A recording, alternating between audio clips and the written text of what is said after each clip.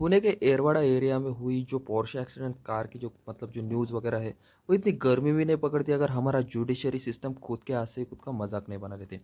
वैसे आप सभी को मैटर तो पता है, विशाल अग्रवाल जो ब्रह्मा इंफ्रास्ट्रक्चर के जो ओनर है, उनके बेटे ने पुणे के जो रोड है वहाँ उस पर लगभग 200 किलोमीटर पर आवर से गाड़ी भगाकर, वो भी ड्रिंक एंड ड्राइव में गाड़ी भगाकर दो लोगों की एक्सीडेंट करा दिया, मतलब उनके ऊपर गाड़ी चढ़ा दी। वहीं पर जगह पर एक की मौत हो गई और हॉस्पिटल ले जाते समय मौत हो गई, मतलब सीधा सीधा बोलो तो जगह पर ही दोनों की मौत हो गई। जो उस गाड़ी चलाने वाले पर्सन का नाम था, उसका नाम था वेदांत अग्रवाल, जो कि लगभग 17 साल 8 महीने का था। अभी इस पर भी बहुत सी बहस है कि 16 साल 17 साल 15 साल ऐसा वैसा, लेकिन रियलिटी में उसकी जो एज है वो लगभग 4 महीने बाद या 18 साल का हो जाता है, और 17 साल 8 महीने की उसकी लगभग एज है।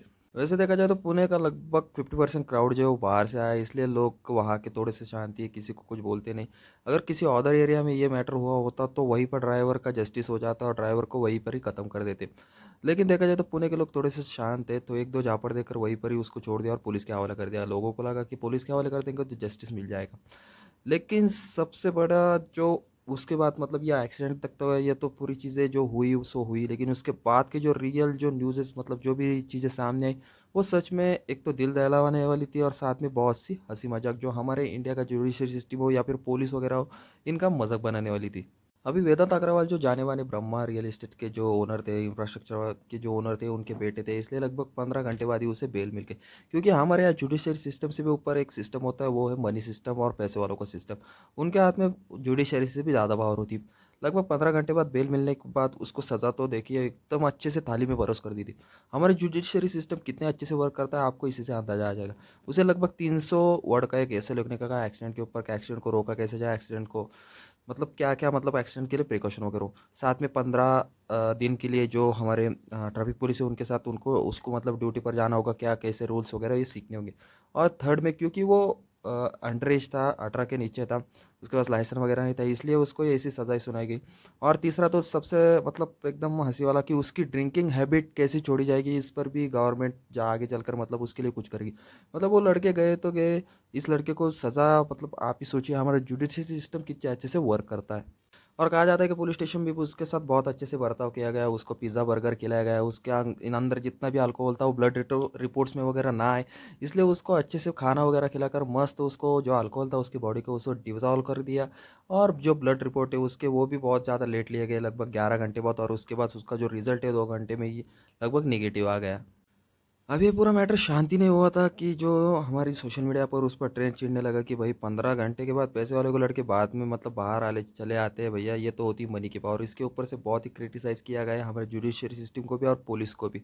इसी के चलते ये मैटर फिर से एक बार से सभी लोगों के बीच में आएगा, और इसी के चलते पुलिस फिर पर एक्शन में आ गई। देखा जाए तो ये मैटर वहीं पर क्लोज हो जाता था अगर जो ये पूरी चीज़ें सामने नहीं आती और सोशल मीडिया पर एक ट्रेंड सा नहीं चलता तो।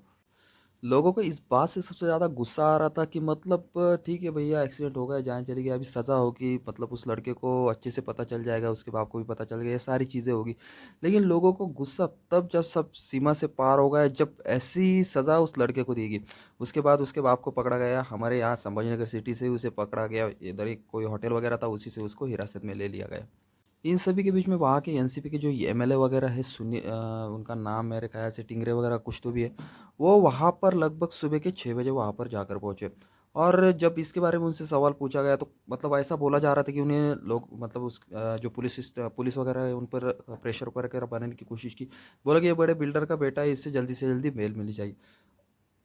और जब यही सवाल न्यूज़ वालों ने उनसे पूछा तो उन्होंने बहुत ही अच्छे से जवाब दिया कि भाई मैं तो एक सामाजिक कार्यकर्ता हूँ, मुझे विशाल अग्रवाल का जो बिल्डर है उनका भी कॉल आया था और लोगों को भी कॉल आया कि भैया यहाँ पर ऐसा ऐसा एक्सीडेंट हुआ, इसी के चलते मैं वहाँ पर गया।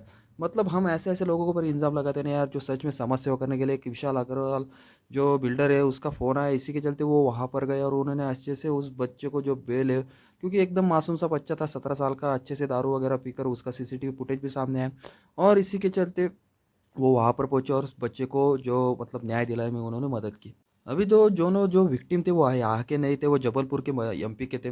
यहाँ पर जॉब के जॉब वगैरह करने के लिए यहाँ पर पूना में आए थे, क्योंकि आईटी इंडस्ट्री में सॉफ्टवेयर इंजीनियर वगैरह था, और जॉब करने के लिए वो यहाँ पर आए थे। अभी बाहर से आए हुए बच्चे भैया यहाँ पर तो इधर का ही ठिकाना नहीं है। अगर यहाँ कर वो समझो मिडिल क्लास से नीचे आ जाता है, गरीब फैमिली का बंदा हो, मिडिल क्लास बंदा आपको लोअर क्लास मिडिल बंदा हो, तो उसके खुद के न्याय के वांदे और ऐसे ऐसे बड़े हुए जो बाहर से आए हुए लोग हैं, सॉफ्टवेयर इंजीनियर जो बैचलर बनकर यहाँ पर बैठे, उनको न्याय को तो मतलब लगी ही पड़ी है। वैसे ये हाई प्रोफाइल की न्यूज़ कोई नई नहीं है, इससे भी पहले बहुत से इंसिडेंट्स वगैरह ऐसे दिल्ली में, मुंबई में वगैरह हो चुके। हमारे सुलेमान भाई ने ही ऐसे एक बार रात में मस्त उनका भी ऐसा ही ड्रिंक कर कर थोड़ा सा मतलब वो रास्ते में साइड में गाड़ी पार्क कर रहे थे, और पार्क करते करते उन्होंने भी ऐसे 2-3 गरीब मतलब भिखारियों के ऊपर गाड़ी चला दी थी। अभी इधर मिडिल क्लास लोगों की जान की मतलब कोई कीमत नहीं, तो वो गरीब भिखारी उनका तो आधार कार्ड राशन कार्ड ही नहीं होता, और जिनका यहाँ पर पेपर नहीं होता उनका तो इंडिया में कोई भी वजूद नहीं होता। दिल्ली में भी ऐसा एक केस होता, ऑडी Q3 से मेरे ख्याल से 2 लोगों को उड़ा दिया था, वो भी वैसे हाई प्रोफाइल चीज। वैसे ये हाई प्रोफाइल गाड़ियाँ जो रात के मतलब अंधेरे में ही निकलती है, क्योंकि उन लोगों को डर लगता है अगर हम दिन में गाड़ी चलाएंगे तो सबके सामने आ जाएंगे, रात में किसी को ठोक देंगे तो अच्छा हमारे जुडिशरी सिस्टम को थोड़ा सा पैसा वगैरह खिलाकर, जो पुलिस वाले वगैरह है उनको थोड़ा सा पैसा खिलाकर इन पूरे मैटर को शांत कर देंगे। अभी इसी से आप अंदाज़ा लगा सकते हो कि हमारा जो इंडिया का मतलब पूछो ही मत यार, कहाँ से कहाँ जुडिशरी सिस्टम, पुलिस सिस्टम, ये सारी सिस्टम कहाँ पर जा रही।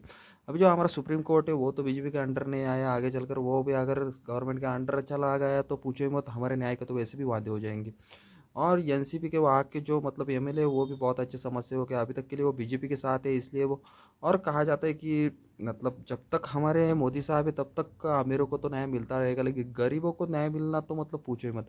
हमने अच्छे अच्छे मतलब जो भी केसेस वगैरह हुए, कोई भी केस वगैरह हो, अगर कोई मिडिल क्लास बंदा कोई क्राइम करता है तो हम उसके अगेंस्ट में खड़े हो जाते। और इसी के चलते जो कोई आमिर बंदा होगा और उस वो कुछ ऐसा क्राइम करता था, हम उसके अगेंस्ट में तो खड़े हो जाते, लेकिन वो ट्रेंड नहीं चलता। क्योंकि इसका मतलब ऐसा है कि सबसे बड़ा जुडिशरी सिस्टम नहीं है, गवर्नमेंट नहीं, उस कोई सुप्रीम लीडर वगैरह नहीं, कोई डिक्टेटर वगैरह नहीं। उससे भी बड़ा एक सिस्टम होता है, वो होता है पैसे वालों का सिस्टम और पैसे का सिस्टम। आई होप कि आप सभी को ये वीडियो अच्छा लगा होगा। इस वीडियो को ज़्यादा से ज़्यादा शेयर कीजिए और पता चलना चाहिए हमारा जुडिशरी सिस्टम और पुलिस सिस्टम हमारे इंडिया के लिए कितना अच्छा वर्क कर रहा है, और उसी वर्क के चलते हमारे मिडिल क्लास और गरीब लोग जो है उनकी वैल्यू इस इंडिया में क्या रह जाती है। सो ये सारा फ़र्क जो है आप तक पहुंचाने से मुझे फ़र्क पड़ता है। Thanks for watching.